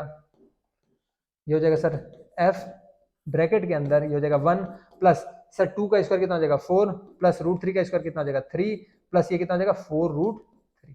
आए क्या बात समझ में? तो ये आ जाएगा एफ की वैल्यू हमारी कितनी आ रही थी सर? एफ की वैल्यू आ रही थी के 6k Q naught by R square, 6k Q naught by R square, और ये ब्रैकेट के अंदर कितना आ जाएगा सर? 4 3 7 7 1 8, 8 plus 4 root 3। 8 और 4 में देखे तो 4 कॉमन आ जाएगा, 4 कॉमन आ जाएगा तो 2 बाहर आ जाएगा, 6 इंटू 2 कितना हो जाएगा? 12 हो जाएगा। 12k Q naught by R square. Sir हम इसमें से क्या कॉमन लिए थे? 4 कॉमन लिए थे, तो ये कितना आ जाएगा? 2 प्लस रूट 3। तो यही हमारा क्या आ जाएगा? एफ नेट आ जाएगा। बोलिए आया क्या बात समझ में? तो ये अपना कहीं ना कहीं नेट फोर्स आने वाला है। क्लियर? स्क्रीनशॉट ले लीजिए। आगे बढ़े। ये रहा हमारा अगला सवाल, एक बार देख लो रिकॉर्डिंग तो चल रहा है। चलिए अगला सवाल हमारा कुछ ऐसा है कि हमें फिर से एक फिगर दे दिया हुआ है, कह रहा है find force on charge plus Q. Figure दिया हुआ है रेगुलर पेंटागन है, यानी कि सारे के सारे साइड कैसे हैं? एक जैसे हैं, ए है, और ये सिमेट्रिक फिगर भी है। चार्जेस सिमेट्रिक है कि नहीं वो देखना पड़ेगा, ठीक है? फिगर तो सिमेट्रिक है सर, क्योंकि क्या दिया? रेगुलर पेंटागन विद साइड बराबर ए। सर इस पे हमें कह रहा है कि क्या निकालना है? चार्ज निकालना है। सर ये तो सेंटर है, हाँ सेंटर है। ये क्या दिया है? सेंटर। क्या ये दिया है क्या? हाँ ये दिया है कि ये सेंटर है, ठीक है, ये दिया है कि ये सेंटर है। तो सर अगर यहां पे भी चार्ज होता तो इस पे फोर्स कितना होता? 0 होता। तो हम क्या करेंगे? अब ये जो सवाल है ये सवाल है ब्रोकन सिमेट्री का। किसका? ब्रोकन सिमेट्री का। ब्रोकन सिमेट्री क्या होता है सर? सिमेट्री है नहीं, टूटी हुई है, बनानी पड़ेगी। सिमेट्री टूटी हुई है, बनानी पड़ेगी। बनाएंगे कैसे? तो देखिए बनाएंगे कैसे। सर अगर यहां पे चार्ज क्यू हो जाता, अगर, तो काम अपना बन जाता है, यहां पे कितना हो जाता? फोर्स 0 हो जाता। लेकिन अगर आप किसी को 10 रुपया दे रहे हैं तो उससे बाद में 10 रुपया लेंगे। तो अगर मैं इस पे चार्ज क्यू रखा हूं तो मैं इसके साथ साथ इस पे चार्ज कितना? माइनस क्यू भी रखूंगा, ताकि नेट चार्ज यहाँ पे क्या हो सर? 0। बोलिए क्लियर या नहीं क्लियर? हमने क्या किया? सिमेट्री बनाया, ठीक है? जहां पे भी अगर ऐसे फिगर देखेंगे, सेंटर पे तुमसे पूछ रहा हो कि सेंटर पे फोर्स बताओ, तो अगर सेंटर ऑफ सिमेट्री बन सकता है तो तुरंत बना दो, अगर बनाने में दिक्कत हो रही है तो छोड़ दो। पिछले वाले सवाल में भी हमने क्या किया? सेंटर ऑफ सिमेट्री बनाया, तभी जो बाकी सारे चार्जेस थे उनको हम छोड़ पाए, क्योंकि उनका फोर्सेस कितना होगा? 0 होगा। आया बात समझ में? तो यहाँ पे भी हमने एक बार चार्ज प्लस क्यू रख दिया, एक बार चार्ज माइनस क्यू रख दिया। अब इस चार्ज प्लस क्यू के कारण अगर देखा जाए तो सेंटर ऑफ सिमेट्री पे चार्ज, सेंटर ऑफ सिमेट्री के कारण, सॉरी जो चार्जेस हैं सिमेट्रिक चार्जेस के कारण जो सेंटर ऑफ सिमेट्री पे फोर्स लगेगा वो कितना होगा, 0 होगा। लेकिन इस माइनस क्यू के कारण, सर इस माइनस क्यू के कारण तो नहीं पता, तो इस माइनस क्यू के कारण बता दो ना मेरे भाई, ये जो माइनस क्यू है इस प्लस क्यू को सर खींचेगा कहीं ना कहीं ऐसे, हाँ बिल्कुल खींचेगा। कितने फोर्स है, एफ फोर्स है, हाँ तो सर देयरफॉर एफ जो होगा वो कितना होगा सर, वो हो जाएगा के क्यू भाई, सर डिस्टेंस ये ए ही होगा, हाँ तो ए ही होगा, तो ये ए स्क्वायर हो जाएगा। सर ये क्या मैग्नीट्यूड है क्या, हाँ मैग्नीट्यूड है सर। डायरेक्शन कहाँ होगा सर, डायरेक्शन कहाँ होगा, आउटवर्ड, डायरेक्शन कहाँ होगा, आउटवर्ड पेंटागन, या फिर लिख दो अवे फ्रॉम चार्ज।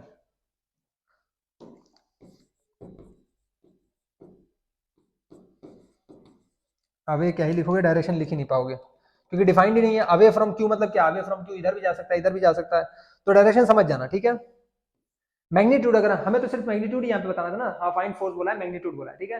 तो क्या जाएगा सर, के क्यू क्यू भाई इनके बीच की दूरी कितनी होगी सर, ए होगी, तो ए स्क्वायर हो जाएगा। ये ए कहाँ से आया सर, तो ये हमें पता है सर कि ये क्या है, रेगुलर पेंटागन है, तो रेगुलर पेंटागन है तो जाहिर सी बात है ये क्या हो जाएगा सर, ए हो जाएगा। तो हमारा फोर्स का मैग्नीट्यूड कितना आ जाएगा सर, वो कुछ इतना आ जाएगा, के Q Q by A square. Clear, screenshot लीजिए इसका। आगे बढ़े, चलिए अगला सवाल देखते हैं। डिफरेंशिएशन, अब आएगा इस चैप्टर का प्रचंड रूप, ठीक है। पहला चैप्टर अभी तक तो जो पढ़ रहे थे वो क्या पढ़ रहे थे, लल्लू पल्लू, क्या पढ़ रहे थे, लल्लू पल्लू, उसमें तो कुछ था ही नहीं sir, centre of symmetry फेंटर of symmetry सब कर ले रहे थे, बड़ा आसान है। अब आएगा असली मजा, मजा क्यों आने वाला है तो उसके बारे में पहले सुन लीजिए। डिफरेंशिएशन इंटीग्रेशन कुछ टॉपिक्स हैं जो मैथ्स के हैं, क्लास 12 में आप लोग डिफरेंशिएशन इंटीग्रेशन मैथ्स में पढ़ेंगे, ठीक है, वो अलग से पर्टिकुलर चैप्टर है मैथ्स के, और उनका आपके फिजिक्स में भर भर के एप्लीकेशन है, भर भर के। अगर आपको डिफरेंशिएशन इंटीग्रेशन नहीं आता तो फिजिक्स भी नहीं आ पाएगा, रियलिटी है, एकदम रियलिटी, पक्की रियलिटी। अगर आपको डिफरेंशिएशन इंटीग्रेशन नहीं आता तो आपको फिजिक्स नहीं आ पाएगा। अच्छा, अगर सर डिफरेंशिएशन इंटीग्रेशन आ जाएगा तो भी हो सकता है आपको फिजिक्स नहीं समझ में आए। अगर डिफरेंशिएशन इंटीग्रेशन आपको समझ में आ गया तो भी हो सकता है आपको फिजिक्स ना समझ में आए। सर ऐसा क्यों, क्योंकि यहां पे जो डिफरेंशिएशन या इंटीग्रेशन हम लोग करेंगे वो हम लोग उसका एप्लीकेशन करेंगे। ध्यान दीजिएगा, डिफरेंशिएशन इंटीग्रेशन हम लोग यहां पे नहीं करेंगे सर, हम लोग उस डिफरेंशिएशन इंटीग्रेशन का जो मैथ्स में पढ़ते हैं उसका एप्लीकेशन यहां पे करेंगे। और एप्लीकेशन हर एक चीज का क्या होता है, टफ होता है। जैसे हमने भी जब मैकेनिकल इंजीनियरिंग की थी तो उसमें एक हमारा सब्जेक्ट जो था वो टीडी था, थर्मोडाइनमिक्स, जो कि बड़ा आसान हुआ करता था, theory theory theory theory theory, और खटाखट ऐसे सवाल जो होते थे खटाखट लग जाते थे। जब अगले सेमेस्टर में दूसरा सब्जेक्ट आया अपना प्रचंड रूप धारण करके जो कि अप्लाइड थर्मोडायनेमिक्स था, तो लोग हिल गए थे। क्यों, क्योंकि सर एप्लीकेशन करना था थर्मोडायनेमिक्स का, ठीक है। तो कभी भी एप्लीकेशन का बात आ जाए तो वो कैसा होगा, थोड़ा सा प्रचंड रूप होगा। जैसे trigonometry, application of trigonometry, trigonometry तो फॉर्मुला बेस्ड था sir, some application of trigonometry में आपने हाइट एंड डिस्टेंस का सवाल किया होगा, बहुत लल्लू लल्लू किए होंगे, एनसीईआरटी में तो सब लल्लू लल्लू कर लिए, लेकिन उसी से अगर अच्छे अच्छे सवाल दे दिए जाए सब एप्लीकेशन ऑफ ट्रिग्नोमेट्री से तो कांपने लग जाएंगे। क्यों, क्योंकि एप्लीकेशन करना है सर ट्रिग्नोमेट्री का। अगर ट्रिग्नोमेट्री आप अच्छे से समझे हैं, सवाल नहीं लगाए, समझे हैं तो अप्लाई कर ले जाएंगे। सेम उसी तरह अगर डिफरेंशिएशन इंटीग्रेशन आप समझेंगे तो अप्लाई कर ले जाएंगे। अगर आप ये सोचेंगे कि डिफरेंशिएशन इंटीग्रेशन मैथ्स में आता है, मैथ्स से तो सवाल कर ले जाते हैं तो यहाँ पे भी कर ले जाएंगे, नहीं, वो भूल मत कर दीजिएगा। आपको पर्टिकुलरली डिफरेंशिएशन इंटीग्रेशन अच्छे से समझना पड़ेगा ताकि आप उसका अप्लाई कर पाए, एप्लीकेशन कर पाए। अच्छा सर बायो से है तो क्या करें, भैया डिफरेंशिएशन इंटीग्रेशन आपको पढ़ना पड़ेगा, ठीक है। आपके में उतना प्रचंड रूप तो नहीं आएगा नीट वगैरह में जो भी डिफरेंशिएशन इंटीग्रेशन में कराऊंगा, लेकिन आपको भी डिफरेंशिएशन इंटीग्रेशन बेसिक तो आना ही चाहिए। और जो जेई वाले हैं उनको तो भैया बहुत अच्छी खासी कमांड होनी चाहिए, ठीक है। तो चलिए सर समय नहीं वेस्ट करते हैं, डिफरेंशिएशन के बारे में देखते हैं डिफरेंशिएशन होता क्या है। तो डिफरेंशिएशन जो होता है वो बेसिकली रेशियो होता है, रेशियो होता है। किस चीज का रेशियो होता है, तो ratio of change in y to change in x to change in x। मतलब क्या है सर, मतलब जरा इससे समझिए ग्राफ से। मैं कह रहा हूं मेरे पास एक ग्राफ दिया हुआ है XY ग्राफ, ठीक है। ये हमारा ऐसे कुछ ग्राफ दिया हुआ है, थोड़ा सा इन भाई साहब को थोड़ा इधर ले आ जाए।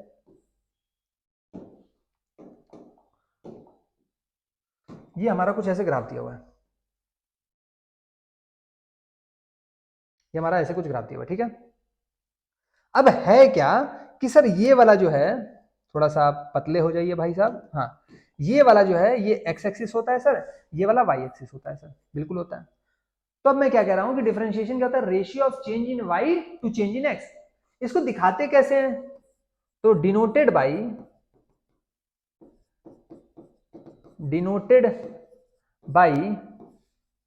D Y by D x.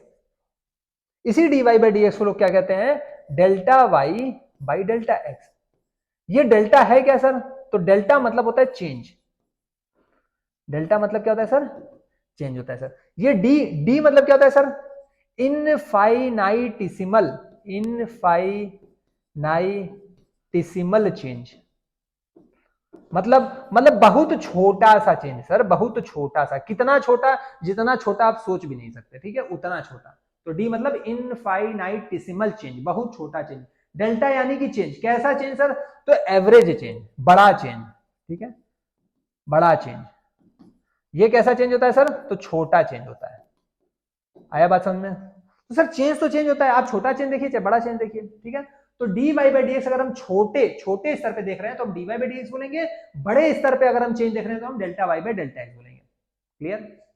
अब सर ये निकालेंगे कैसे, तो जरा इधर आइए, इनको जरा अच्छे से बना लिया जाए फिगर को।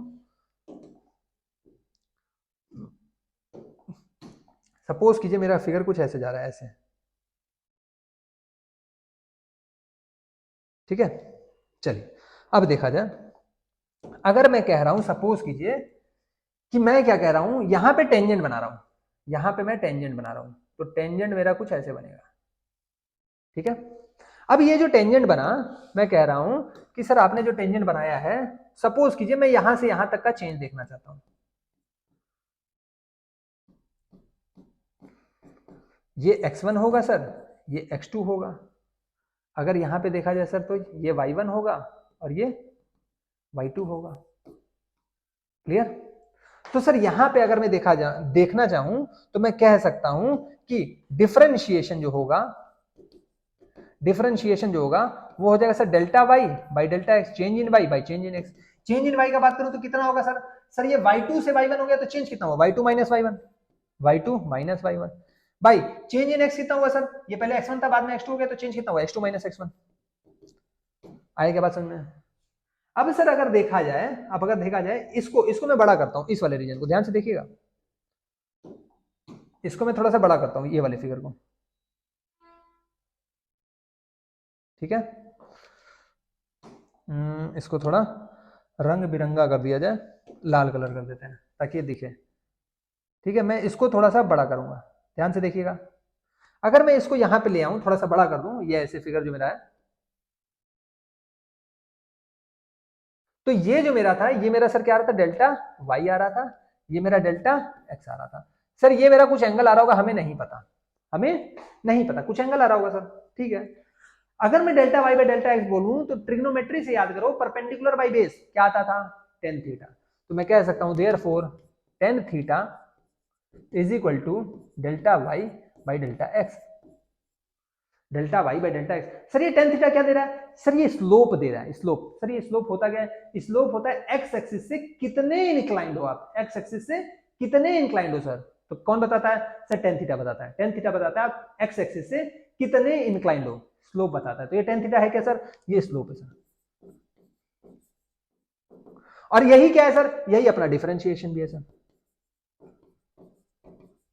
मतलब मेरे भाई कहीं भी अगर डिफरेंशिएशन वर्ड आ जाए या स्लोप आ जाए या टेन थीटा आ जाए, करना एक ही चीज है, क्या निकालना है, change in Y by change in X, change in Y by change in X. Clear. अच्छा अब बात करते हैं कि सर ये वाला जो स्लोप होगा, इसका स्लोप कैसा होगा सर, इसका स्लोप तो पॉजिटिव होगा, इसका स्लोप जो होगा वो तो पॉजिटिव होगा।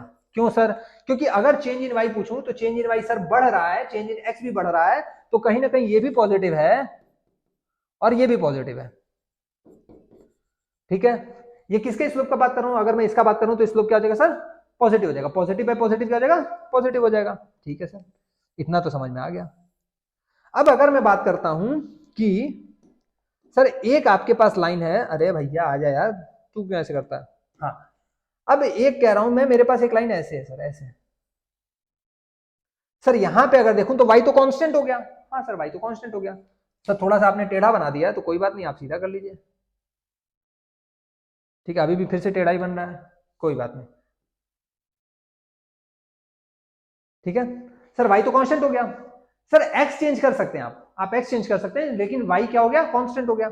यानी कि इस केस में मैं कह सकता हूं कि डेल्टा y कांस्टेंट हो जाएगा, चेंज इन y कांस्टेंट है, यानी कि डेल्टा y क्या हो जाएगा, 0 हो जाएगा, सिंस y बराबर कांस्टेंट।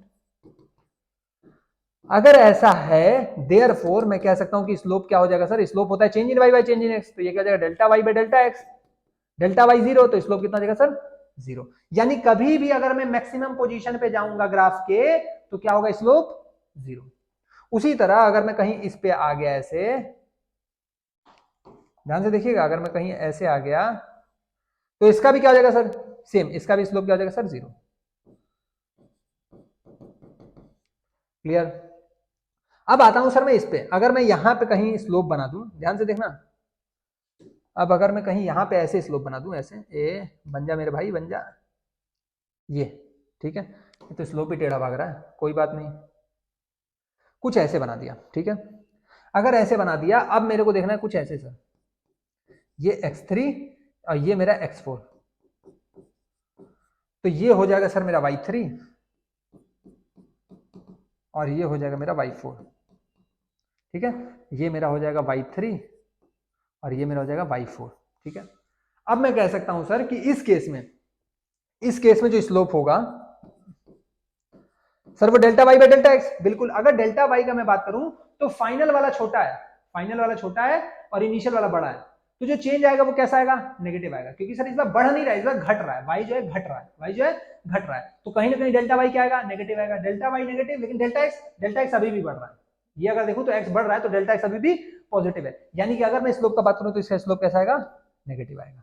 यानी यहां से क्या सीखने को मिला, जब भी आप स्लोप ऐसे चढ़ रहे हो तो स्लोप पॉजिटिव, डिफरेंशिएशन पॉजिटिव, जब भी आप उतर रहे हो स्लोप नेगेटिव, डिफरेंशिएशन नेगेटिव, जब भी आप एकदम टॉप पे आ गए हो, टॉप पे, तो स्लोप जीरो, जब भी आप एकदम बॉटम पे आ गए हो, ग्राफ के बॉटम पे आ गए तो स्लोप 0। आए क्या बात समझ में, क्लियर। चलिए स्क्रीनशॉट लीजिए इसका जल्दी से, आगे बढ़ते हैं फिर। 1 मिनट दे दीजिएगा, देख लो वीडियो तो चल रहा है मेरे भाई। चलिए बहुत सही, वीडियो तो अपना काम कर रहा है, तो हम भी अपना काम करते हैं। सवाल हमसे कह रहा है कि एक चार्ज क्यू है जो कि टूट रहा है 2 पार्ट्स में। ठीक है, टूट रहा है 2 पार्ट में। अब तो पहले यहां पे ये देख लेते हैं कि सर ये जो है, यहां पे एक चीज देख लेते हैं कि सर अगर मैं बात करूं तो स्लोप बराबर 0 इफ मैक्सिमा और मिनिमम। अगर मैं ग्राफ के मैक्सिमम पे जाऊं या मिनिमम पे जाऊं तो स्लोप तो 0 आ रहा था सर, हाँ बिल्कुल स्लोप 0 आ रहा था। यानी कि अब हमें ये देखना है सर कि हम कैसे बताएंगे कि हम अपने मैक्सिमम पॉइंट पे हैं या मिनिमम पॉइंट पे, क्योंकि दोनों पे तो स्लोप क्या आ रहा था, 0 आ रहा था। तो जोन अगर दोनों पॉइंट पे, टॉप पे भी बॉटम पे भी, मैक्सिमम पे भी मिनिमम पे भी अगर स्लोप 0 आ रहा है तो हम कैसे बता पाएंगे कि हम मैक्सिमम पे हैं या मिनिमम पे हैं। हम तो न्यूमेरिकल वैल्यू निकाले, स्लोप 0 आ गया, तो हम क्या बताएंगे, हम अपने ग्राफ के मैक्सिमम पे हैं या मिनिमम पे हैं। तो सर ये तो दिक्कत है, तो हम क्या करेंगे, इफ स्लोप बराबर 0 आ जाएगा, अगर ऐसा आ गया तो हम कैसे बताएंगे, ये देखिए हम क्या करेंगे, देन डबल डिफरेंशिएशन करेंगे। क्या करेंगे, डबल डिफरेंशिएशन करेंगे, डबल डिफरेंशिएशन करेंगे, डिफरेंशिएशन। ठीक है, दैट इज हम क्या निकालेंगे, हम निकालेंगे D square Y by D X square. Sir ये कैसे आया, सर ये आया जो D Y by D X आपने निकाला था, इसका हम फिर से क्या करेंगे, डी बाई डी एक्स निकाल देंगे, तो ये डबल डिफरेंशिएशन हो जाएगा। ठीक है, तो डबल डिफरेंशिएशन जो होगा वो क्या आ जाएगा सर, डबल डिफरेंशिएशन कुछ आ जाएगा सर, वो D square Y by D X square आ जाएगा। क्लियर, आया क्या बात समझ में, देखिए ये शू शू शू सब हिल जाता है तो डबल डिफरेंशिएशन अगर D Y by D X करेंगे तो क्या आ जाएगा, D square Y by D X square आ जाएगा। अच्छा, अगर ऐसा आ जाएगा तो अब डबल डिफरेंशिएशन करने के बाद हम क्या करेंगे, तो अगर डबल डिफरेंशिएशन कर दिए तो अब हम चेक करेंगे कि D square Y by D X square क्या आ रहा है। सर तीन चीज आ सकता है, या तो क्या आ जाए ग्रेटर देन जीरो आ जाए, या तो इक्वल टू जीरो आ जाए, या तो क्या हो रहा है भाई, लिखा ही नहीं जा रहा है, या तो ग्रेटर देन जीरो आ जाए या तो लेस देन जीरो आ जाए। यही तीन कंडीशन बन सकती है सर। ठीक है सर। अगर ऐसा आ रहा है सर कि D square Y by D X square is equal to zero आ रहा है, तो इसको कहते हैं पॉइंट ऑफ इन्फ्लेक्शन। इसको क्या कहते हैं? Point of inflection. अभी के लिए नाम याद रखिएगा बस खाली, पॉइंट ऑफ इन्फ्लेक्शन। ठीक है, नो यूज हमारे लिए, no use, no use in physics, in physics. Maths में यूज करेंगे, फिजिक्स में यूज नहीं करेंगे। अगर D square by D X square greater than zero आ जाएगा, double differentiation greater than zero आ गया, देयरफॉर मिनिमम या फिर मिनिमा। ठीक है, ये मिनिमम वैल्यू देगा हमेशा। अगर D square by D X square less than zero आ रहा है, देयरफॉर मैक्सिमा, ये हमेशा मैक्सिमम वैल्यू हमें देने वाला है। ठीक है, यानी कि ग्राफ के मैक्सिमम पे होगा जब स्लोप जीरो होगा, ये ग्राफ के मिनिमम पे होगा जब स्लोप जीरो होगा। और ये क्या होगा सर? ये पॉइंट ऑफ इन्फ्लेक्शन होगा। इसका फिजिक्स में कोई काम नहीं है, इसका मैथ में काम है, तो ये मैथ में पढ़ेंगे। ठीक है, फिजिक्स में नहीं पढ़ेंगे। स्क्रीनशॉट लीजिए इसका जल्दी, आगे बढ़े। तो अगला सवाल हमारा कुछ ऐसा है कि चार्ज क्यू है जो कि टूटता है दो पार्ट में, which are separated by a distance D, जिनको दो भाग में जो टूटे हैं उनको डिस्टेंस डी पे रख दिया जा रहा है। For a force between them to be maximum, कह रहा फोर्स को मैक्सिमम लाना है, तो कैसे चार्ज टूटे होंगे? तो सर थोड़ा दिमाग लगाते हैं। आपने कह दिया कि चार्ज हमारे पास कितना है? क्यू है। ठीक है सर, चार्ज आपके पास कितना है? क्यू है। तो हम सपोज करते हैं कि ये चार्ज जो है एक क्यू भाग में टूट गया, तो दूसरा जो बचा होगा वो क्यू माइनस क्यू भाग में टूटेगा। बोले इतना क्लियर है कि नहीं? अगर इतना क्लियर है तो मैं ये कह सकता हूं कि सर ये चार्ज क्यू माइनस क्यू में टूटा होगा, ये चार्ज क्यू में टूटा होगा, इन दोनों के बीच की दूरी कितनी है सर? तो डी है। ठीक है, उसने बोला चार्ज क्यू टूटता है दो पार्ट में, हमने कहा एक पार्ट स्मॉल क्यू में टूटा तो दूसरा वाला कैपिटल वाले में से स्मॉल क्यू हटा देंगे सर, तो ये दूसरा चार्ज आ जाएगा। इन दोनों को सेपरेट कर दिया गया डिस्टेंस डी से, तो फोर्स इनके बीच में मैक्सिमम है। तो सर पहले फोर्स निकाले, तो देयरफॉर हम कह सकते हैं फोर्स जो होगा, मैग्नीट्यूड ऑफ फोर्स वो कितना आएगा sir? K Q, Q minus Q by distance कितना है सर? डी, तो डी स्क्वायर हो जाएगा। यानी कि हम कह सकते हैं के क्यू क्यू माइनस ये कितना हो जाएगा sir? Q square by D square. बिल्कुल सर, यानी एफ जो हमारा है वो फिक्स नहीं है सर। कैसे पता लगा सर? क्योंकि क्यू हमारा फिक्स नहीं है सर। अगर यही फिक्स नहीं है तो पूरी वैल्यू भी फिक्स नहीं है। सर ये क्यू वेरी कर सकता है क्या? ये कैपिटल क्यू वेरी कर सकता है? नहीं सर, ये तो गिवन चार्ज है, कभी भी वेरी नहीं कर सकता है। यानी कि वेरी क्या कर रहा है? Small Q. यानी कहीं ना कहीं हमें पता चलेगा कि स्मॉल क्यू हमारा क्या है? वेरिएबल है। स्मॉल क्यू क्या है हमारा? वेरिएबल है। तो चेंज किस में आएगा सर? इसी क्यू में आएगा सर, क्योंकि ये तो फिक्स है तो इसमें कोई भी चेंज नहीं आना है। तो चेंज किस में आएगा सर? इसी क्यू में आएगा। यानी कि अब जो हमें डिफरेंशिएशन करना है वो इसी क्यू के रिस्पेक्ट में करना है। क्यों? क्योंकि चेंज जो आने वाला है वो इसी क्यू में आने वाला है। क्लियर? अगर f हमें पता चल गया तो हम कह देंगे देयरफॉर df बाई dq, ये क्या है? Difference on differentiating, on differentiating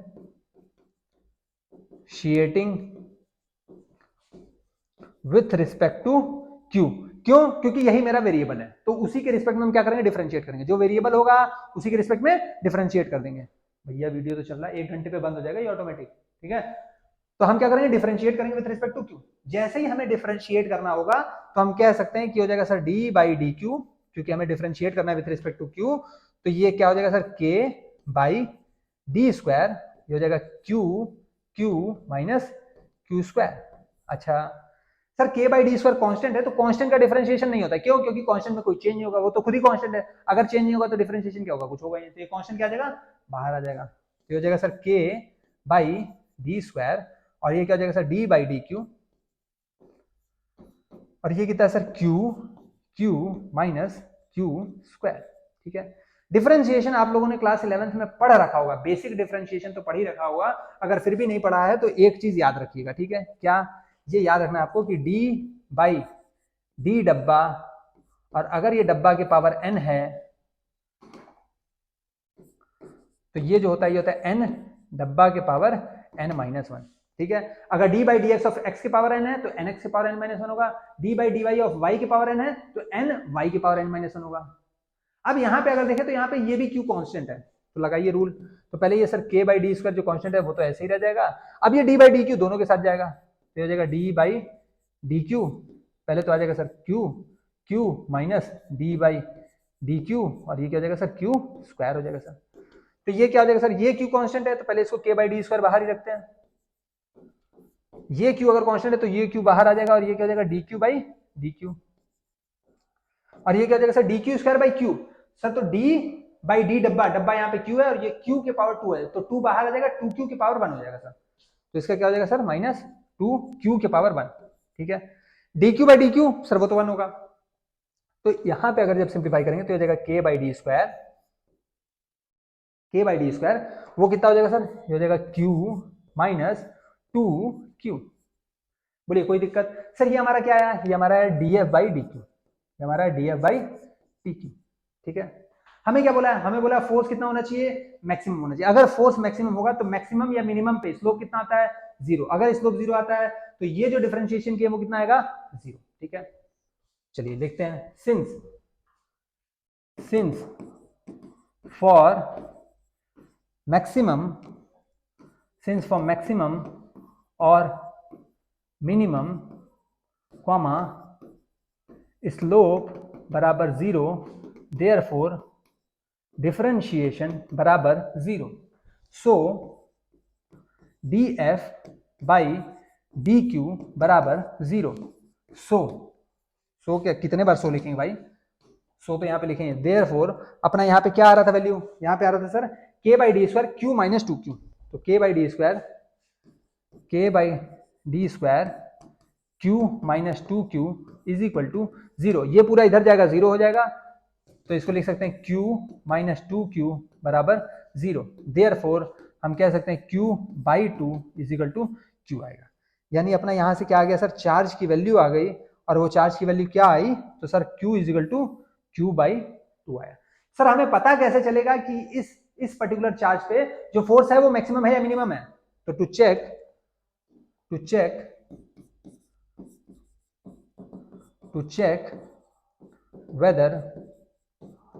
whether force is minimum or maximum, double differentiate,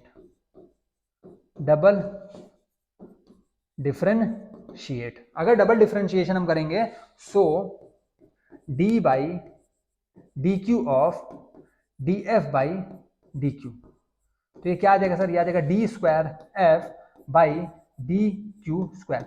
ये कितना आएगा सर, तो D by D Q of कितना आ रहा था सर, ये आ रहा था के बाई डी स्क्वायर, और ये ब्रैकेट में आ रहा था क्या sir, Q minus two Q.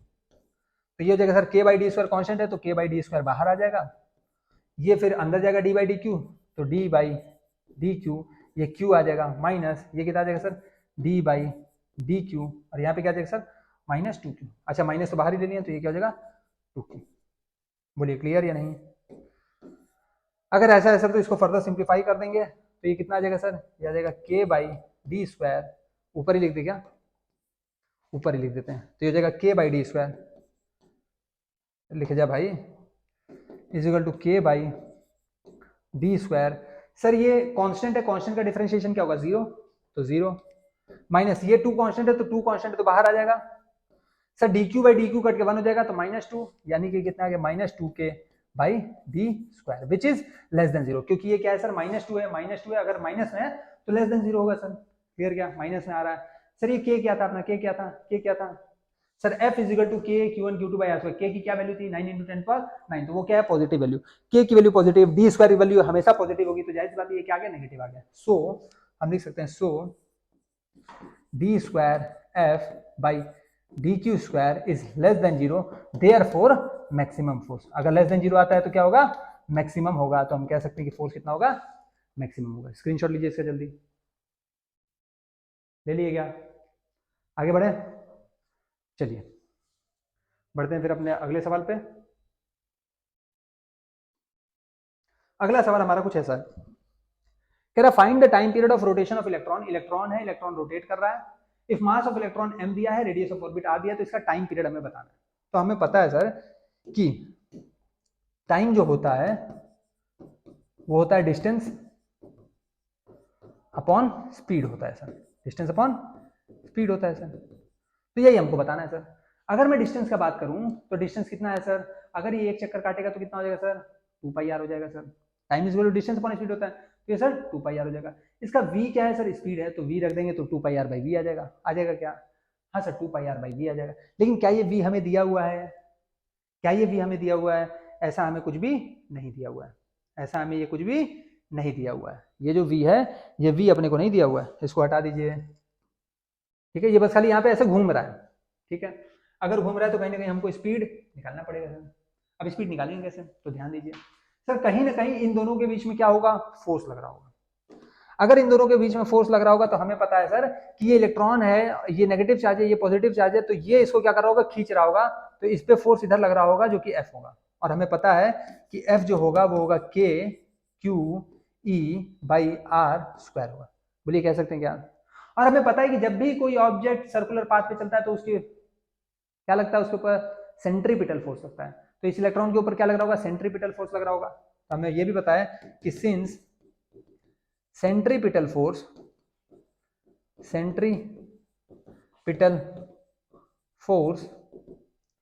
Is equal to क्या हो जाएगा, Fc, जो कि कितना हो जाएगा, ये होगा mv²/r या फिर mr⍵²। सर अपने को v दिया है क्या, नहीं सर v तो नहीं दिया है। क्या अपने को ओमेगा दिया है क्या, ओमेगा देना चाहिए, क्या ओमेगा दिए हैं क्या, नहीं ओमेगा भी आपको नहीं दिए हैं, ठीक है कोई बात नहीं सर, ओमेगा भी नहीं दिया है। तो सर रहेगा तो mr⍵², अपने को हालांकि कुछ पता नहीं है। तो एक काम करते हैं सर, हमें ये पता है कि ये कौन सा फोर्स है, ये इलेक्ट्रोस्टैटिक फोर्स है। Here this Fe will be is equal to Fc, क्योंकि सर यही हमारा फोर्स ऑफ अट्रैक्शन है और यही हमारा सेंट्रीपिटल भी फोर्स होगा, वो अलग से थोड़ी फोर्स लग रहा होगा सर। ये जो इलेक्ट्रोस्टैटिक फोर्स लग रहा है वही हमारा सेंट्रीपिटल फोर्स बन रहा होगा। आए के बात समझ में, मैं कह सकता हूं here this Fe is equal to Fc। अगर ये कह सकता हूं तो मैं कह सकता हूं therefore K/Q/E/R² is equal to, मैं कह सकता हूं कितना हो जाएगा, mr⍵²। सर ओमेगा यहाँ पे होता क्या है, तो हमें पता है कि ओमेगा जो होता है, omega is equal to angular frequency. Omega क्या होता है सर, एंगुलर फ्रीक्वेंसी होता है। अगर एंगुलर फ्रीक्वेंसी होता है तो ओमेगा की वैल्यू क्या आती है सर, तो ओमेगा की वैल्यू आती है सर 2π/t। 2π/t आए के बात समझ में। ओमेगा अपना क्या होता है, एंगुलर फ्रीक्वेंसी होता है, जिसकी वैल्यू क्या आती है, omega is equal to 2π/t, जहां पे t क्या है, t अपना टाइम पीरियड होता है। टाइम क्या होता है, सॉरी t क्या होता है, टाइम पीरियड होता है। तो हम यहाँ से कह सकते हैं therefore t is equal to 2π/ω, t is equal to 2π/ω, यानी कि अगर ओमेगा निकालिए तो काम बन गया। तो यहां से हम कह सकते हैं सो ओमेगा स्क्वायर जो होगा सर, बाकी सबको हटा दीजिए, तो ये हो जाएगा K/Q/E/ ये हो जाएगा mr⁵। देयरफॉर ओमेगा जो होगा वो रूट के अंदर आ जाएगा सर, K/Q/E/mr⁵। अगर मैं t का बात करूं तो t इज इक्वल टू 2π/ω होता है, बाई ओमेगा है तो ये √mr³ ऊपर आ जाएगा, √mr³/K/Q/E। 2π/ω होता है, बाई ओमेगा है तो ये पूरा का पूरा पलट जाएगा, तो 2π × √mr³/K/Q/E। यही हमारा क्या हो जाएगा, टाइम पीरियड हो जाएगा। नोट डाउन कीजिए, स्क्रीनशॉट लीजिए इसका जल्दी। क्लियर है क्या, बताइए कोई दिक्कत यहां तक नहीं। चलिए आगे बढ़ते हैं फिर। टाइम पीरियड 1 मिनट दे दीजिए बस खाली मेरे को। हाँ चलिए चल रहा है, बस ये मेरा आखिरी टॉपिक है, ठीक है। टाइम पीरियड अगर हमें बताना हुआ एसएचएम के लिए और सर्कुलर मोशन, जब बॉडी एसएचएम कर रहा हो तब टाइम पीरियड कैसे निकालेंगे, जब बॉडी सर्कुलर मोशन कर रहा हो तब टाइम पीरियड कैसे निकालेंगे। तो इस केस में हमें पता है कि सर जो एफ होता है, फोर्स जो होता है वो होता है -kx। ये कौन सा फोर्स होता है, रीस्टोरिंग फोर्स होता है।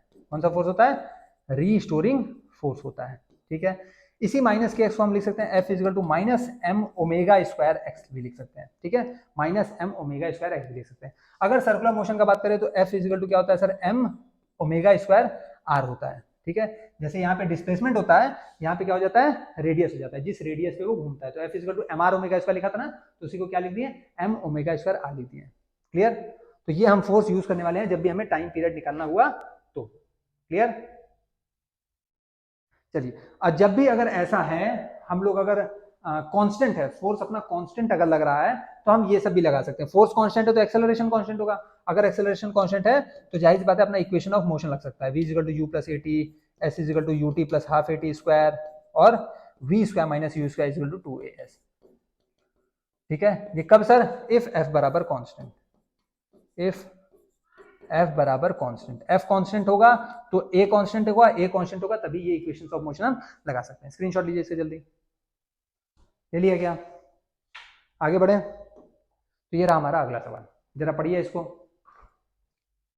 चलिए, सवाल हमारा कह रहा है कि दो आइडेंटिकल मेटल स्फीयर हैं जो कि कैरी कर रहे हैं charge plus Q minus two Q, if they are at distance R, force between them is F.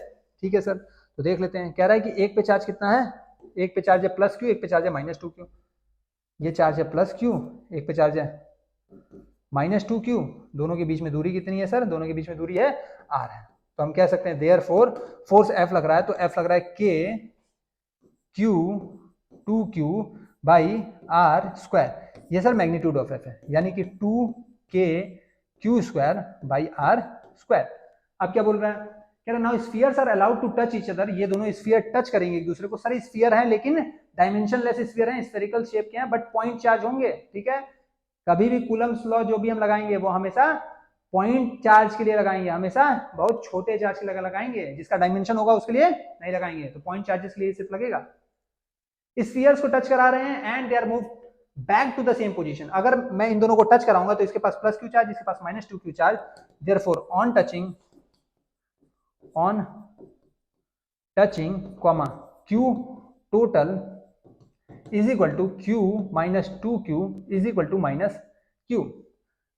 Therefore Q one final जो हो जाएगा, जो पहले वाले पे चार्ज फाइनल होगा वो हो जाएगा Q by to minus Q by to, and Q2 final जो होगा वो भी कितना हो जाएगा सर, वो भी कितना हो जाएगा माइनस क्यू बाई टू। क्योंकि सर इसके पास क्यू चार्ज था, इसके पास माइनस टू क्यू चार्ज है, दोनों एक दूसरे को टच करेंगे तो Q minus two Q minus Q हो जाएगा।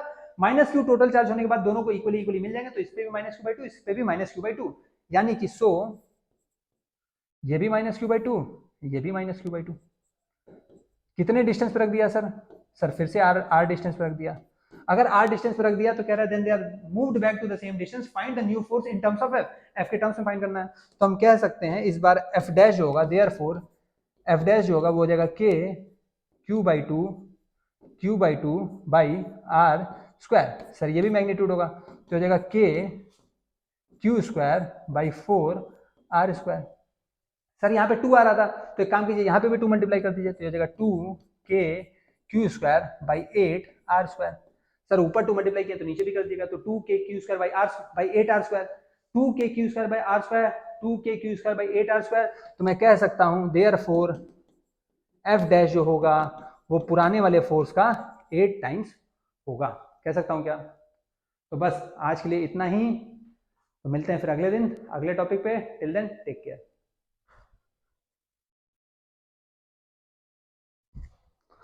और हाँ, सवाल लगाते रहना, ठीक है, ये नहीं कि सवाल ही नहीं लगा रहे हैं।